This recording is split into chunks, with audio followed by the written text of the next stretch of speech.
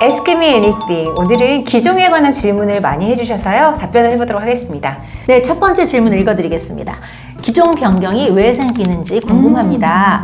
출발 한 달 전에 기종 변경된다는 연락을 받았어요. 그런데 확인해보니 자리가 떨어져 있더라고요. 원래 이런 경우가 흔한가요?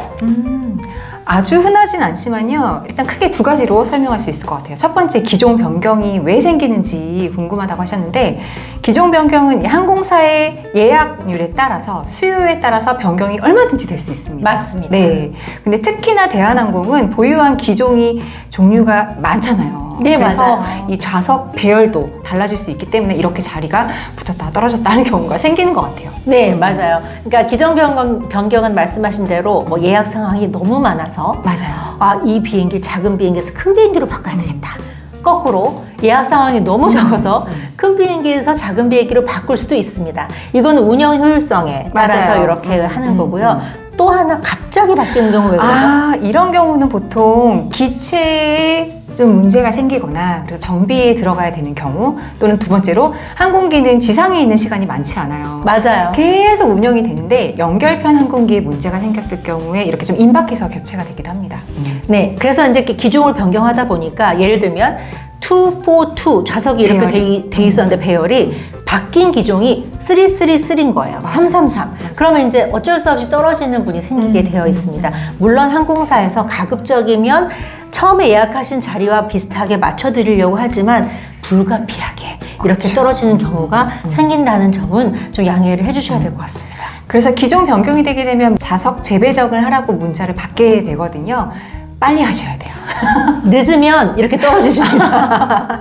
빨리, 안타깝지만. 예, 가급적 빨리 하셔야 됩니다. 안타깝지만. 네, 맞습니다. 네, 두 번째 질문 읽어보겠습니다.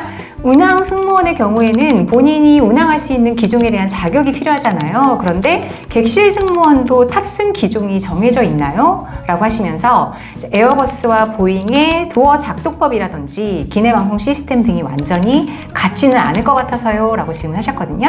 네, 운항 승무원의 경우는 말씀하신 대로 기종이 딱 맞아요. 정해져 있습니다. 예를 들면 380 기종은 380만 맞아요. 타셔야 되고 뭐 330은 330만 타셔야 이런 식으로 딱 그 기종만 타실 수가 있는데 승무원은 모든 기종을 탈 수 있죠. 탈 수 있습니다. 네. 물론 소정의 교육을 받아서. 네. 최근에 에어버스 350이 대한항공에 도입이 됐는데 네.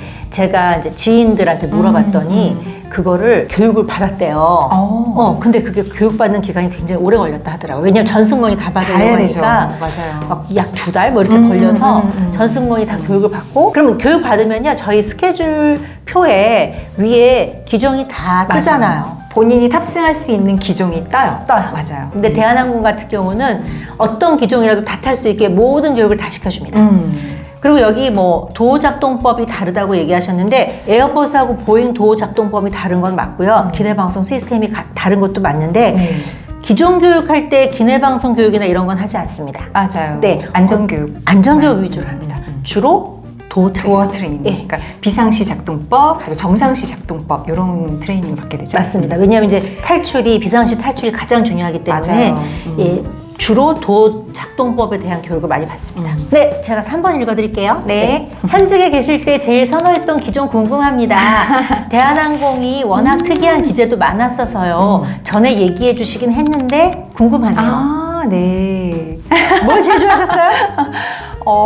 좋아했던 거는 사실 좀 익숙한, 저는 777-200?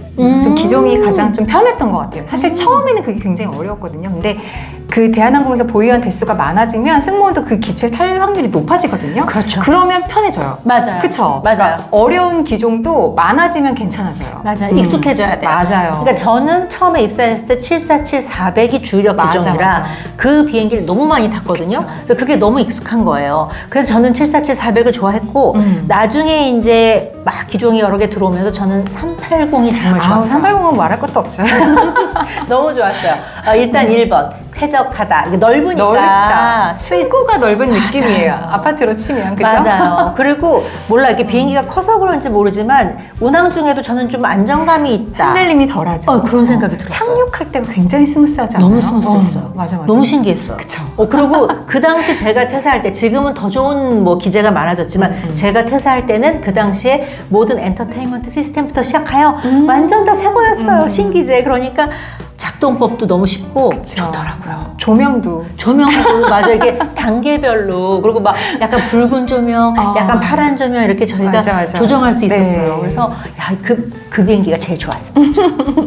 네, 이렇게 해서 오늘은 에스크 애니띵 기종에 대해서 말씀을 드렸습니다. 여러분들 궁금한 거 있으시면 이제 앞으로 댓글 남겨주시면 또 에스크 애니띵에서 다뤄보도록 하겠습니다. 여기서 마칠게요, 여러분. 안녕.